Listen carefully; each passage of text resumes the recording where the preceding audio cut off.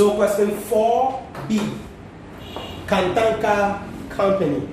And this is on make or buy. It's a short-term decision. Should we make the product in-house or we should outsource it? So it's actually two topics in one. It's make or buy and then outsourcing decisions. Because the II of that question, it has an outsourcing question there. So should we make it in-house or we buy? Now in making of this decision of make or buy, we look at the marginal cost of making the product and we compare that with the buying price. If the marginal cost of making is more than the buying price, then we buy. But if the marginal cost of making is less, then we make it in-house. So that's the concept about make or buy. So we are going to be using the marginal costing principle here by looking at the variable cost there. So let's look at the question. Kantanka Company requires 3 pieces of Meba sounds for every cross-country 4x4 car that it produces. Currently, Meba is made by Kantanka with the following per piece cost in a month when 4,000 pieces were produced. So we are given the cost per unit that direct material is 4 Ghana, direct labor is 1.5, manufacturing overhead is 2.6. So total, each piece of Meba, one Meba cost the company how much? 8.10. That's very, very important. That is the cost per unit for Meba is 8.10 Ghana cedis. Variable manufacturing overhead is applied at 1 Ghana cedis per piece. The other 1.6 of overheads consists of allocated fixed cost. Kantanka will need 6,000 pieces of Meba for the next year's production. NHYIRA Limited has offered to supply 6,000 pieces of Meba at a price of 7 Ghana cedis per piece. If Kantanka accepts the offer, all the variable cost and the 1,200 of fixed cost will be avoided. Okay. So let's see what's happening here. So first, let's look at NHYIRA Limited. What are they offering us? 7 cedis. For how many pieces do we need during the period? We need 6,000. They are ready to give us 6,000. So cost of purchases of Meba will be 6,000 times 7 Ghana. What do we have?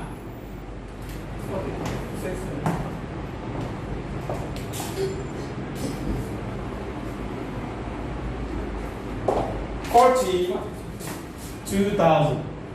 So that is the cost of these 6 pieces if we are buying it in. Now, remember the examiner said if Kantanka accepts the offer, all the variable costs and the 1,200 of fixed cost will be avoided. So, what is the cost of making the products in-house? So this is the cost if we buy. But if we make the products, what is happening?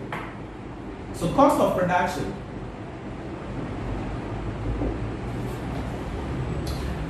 We are told that for the company currently, they have given us the issue that we have been told that variable manufacturing overhead is applied at 1 Ghana cedis per piece. The other 1.6 of overheads consists of allocated fixed assets. Kantanka will need 6,000 pieces of Meba for the next year period. So, what is the question here? From our pro forma above there, each Meba costs how much? 8.10. So, if the company is making the 6,000 in-house, then it's going to be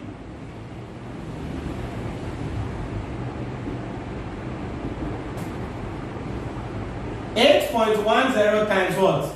6,000 pieces. What do we have?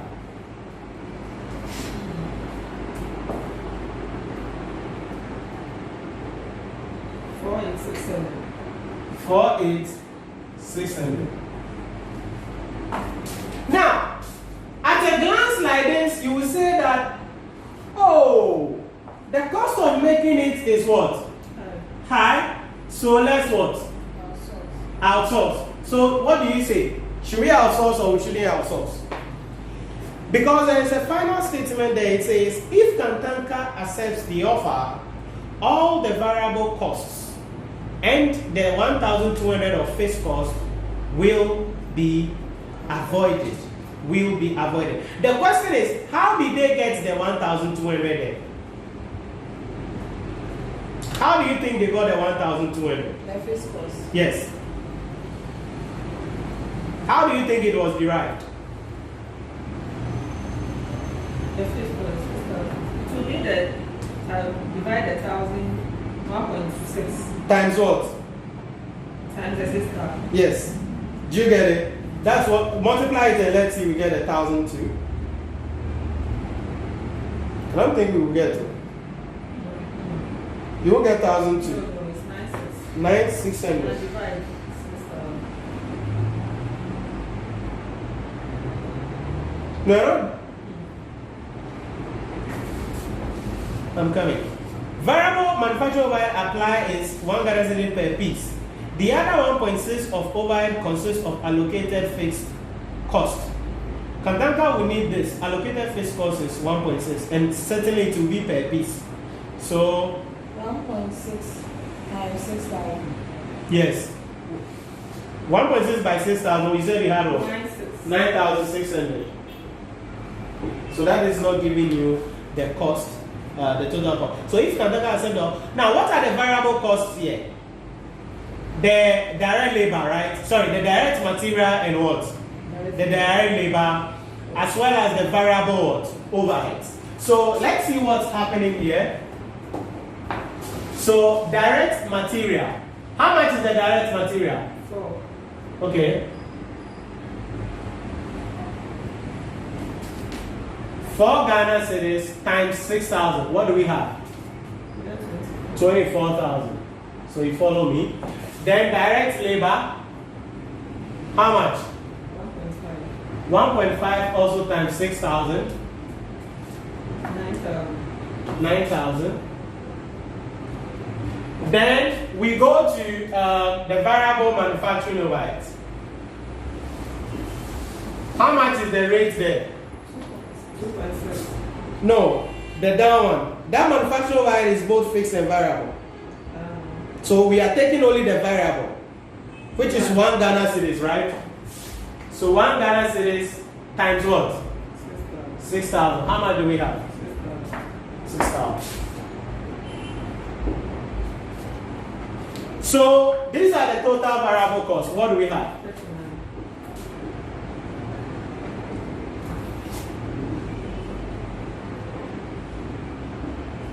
Then the fixed cost that the company will save, if they accept the offer, is how much?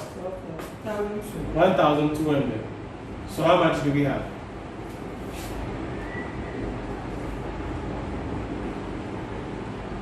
That is 7,800. Do you make or you buy?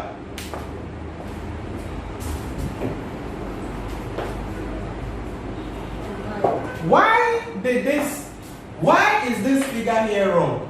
Because this 8.1 here includes the fixed allocated overheads. But when you're dealing with short-term decisions, you only deal with relevant costs.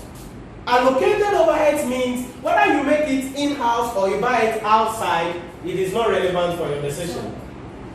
Like a sound cost. It's not relevant. So this becomes the relevant cost if we are making the product in-house. So if we make the product in-house, this is the cost. If we buy, this is the cost. So when we buy, we will save ourselves only this. How do you spend 42 to save 37? It doesn't make sense. Therefore, Kantanka Limited should what? Make it in-house. Make me back in-house. Since that's cheaper. Now that statement is more important than the workings you have done. This statement here. Because that's the decision rule. What if you don't get? How will you know?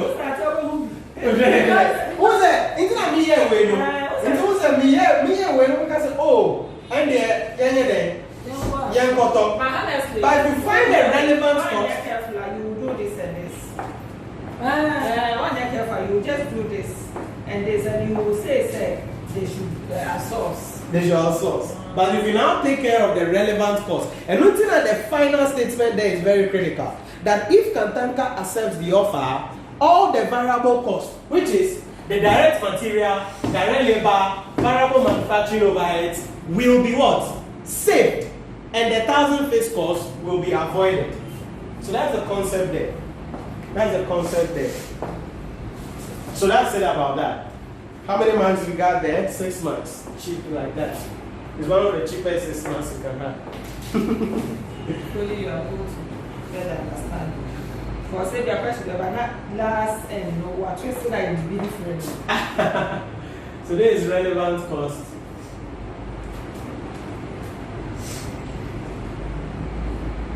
Of making it.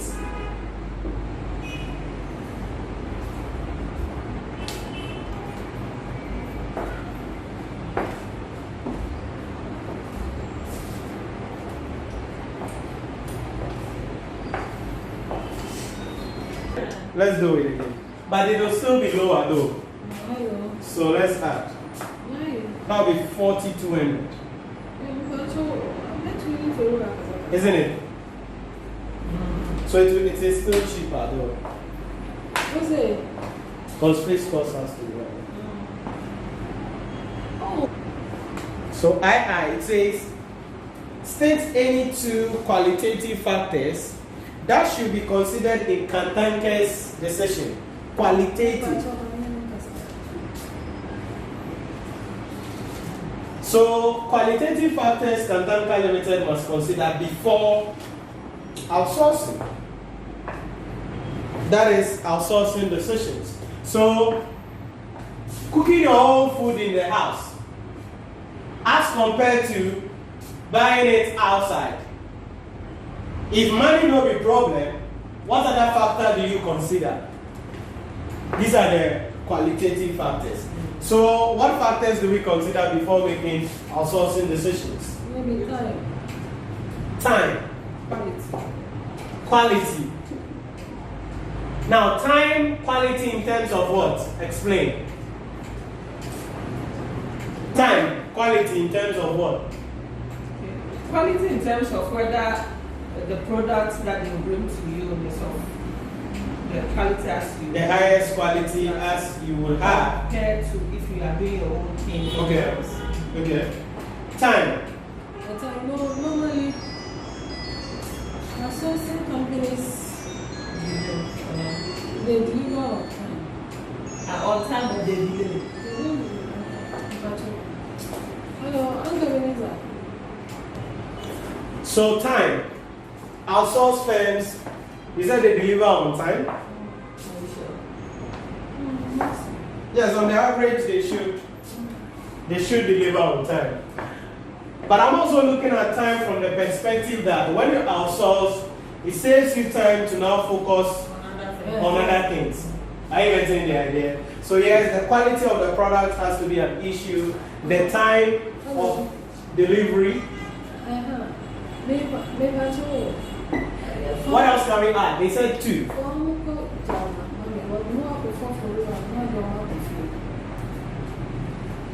Quality, time.